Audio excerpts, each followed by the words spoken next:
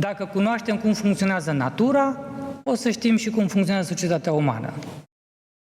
Ori Papa, vedeți că spune opusul? Zice, legile acestea nu sunt tot una cu legile forțelor oarbe ale naturii. Tatăl întregului univers le-a scris deja în natura umană și numai acolo pot fi găsite. Astăzi s-a declarat de către filozofii lumii noi că natura umană este un construct, o expresie inventată, artificial. Nu există natura umană. Păi Papa a spus că acolo găsim legea și principiile de funcționare a omului, a societății. Dacă nu există natura umană, nu există nicio lege. Trebuie să le inventăm noi. Ia că ce este atunci? Războaie și bombe atomice. Acolo găsim aceste legi, acolo găsim legile care trebuie să reglementeze relațiile reciproce între state la nivel global.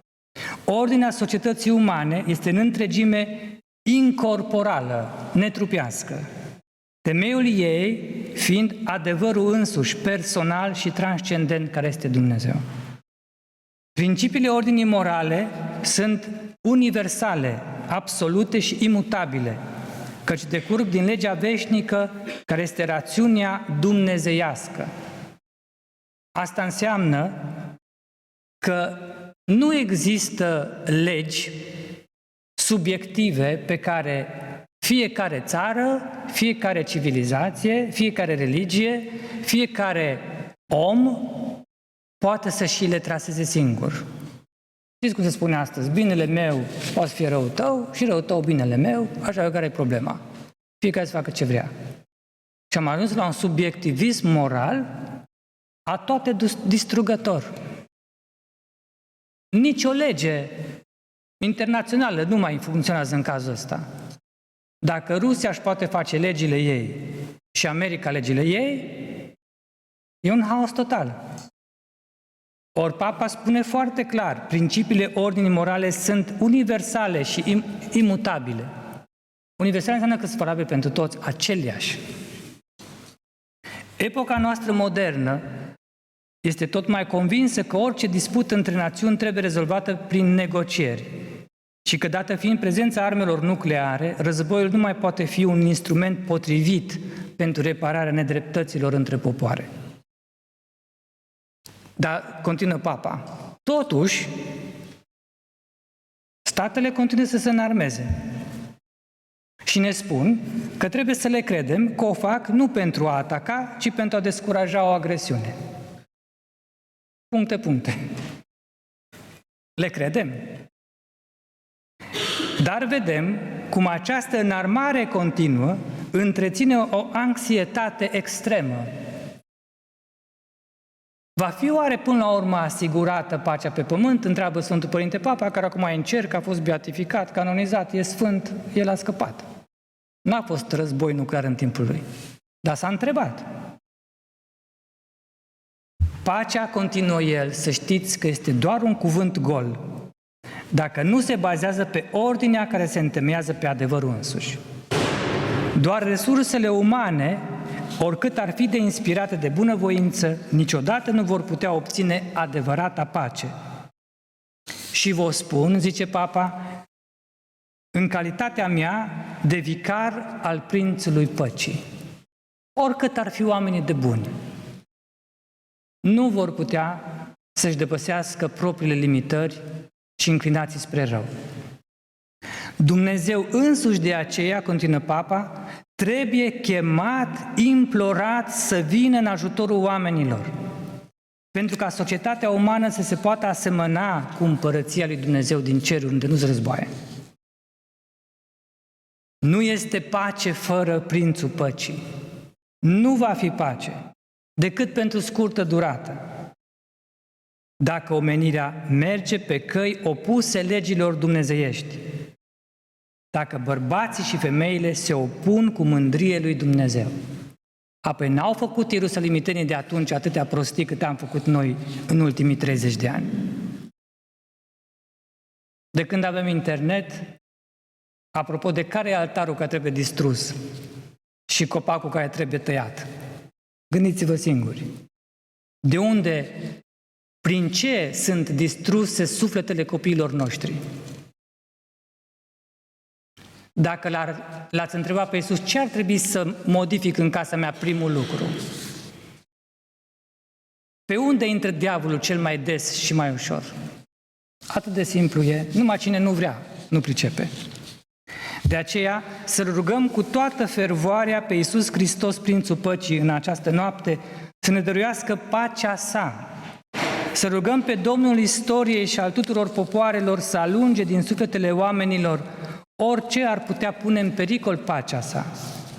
Să-L rugăm să ne transforme în mărturisitori ai adevărului, ai dreptății, ai iubirii frățești. Să-L rugăm să lumineze cu lumina sa cea puternică întunericul adus de tatăl minciunilor, diavolul, în mințile conducătorilor de popoare. Să-L rugăm să fie El, Hristos, garantul păcii noastre. Să-L rugăm pe Hristos să aprindă în inimile oamenilor dorința de a trece dincolo de tot ceea ce îi desparte. Să întărească legătura păcii și a iubirii. Să ne învețe să-L înțelegem pe celălalt care e diferit de noi, nu să-L condamnăm. Să ne învețe să iertăm pe cei care ne-au greșit. Și prin puterea sa să inspire pe toți oamenii să se accepte reciproc. Ca pacea sa eternă să se reverse peste toate popoarele. Poate nu vom avea pace multă vreme de aici încolo. Fizică, politică, militară, Dumnezeu știe. Dar miza nu este asta. Miza, diavolul tot timpul pornește războaie. Miza diavolului este pierderea sufletelor noastre, nu a trupurilor. De aceea Hristos a întemeiat deja împărăția sa.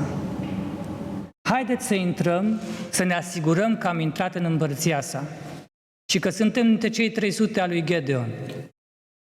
Care sunt cei 300? Cei care se supun cu totul poruncilor lui Hristos. Cei care se bucură de prezența euharistică a lui Hristos. Prințul Păcii e aici cu noi, în această noapte, fizic. Și noi spunem că credem lucrul acesta. Atunci, ce trebuie să facem? Să ne lăsăm umpluți de bucurie. Cu cât e mai mare întunericul, cu atât lumina e mai mare. Cu cât e mai mare slăbiciunea omenească și păcatul, cu atât mai din belșug se revarsă harul peste noi.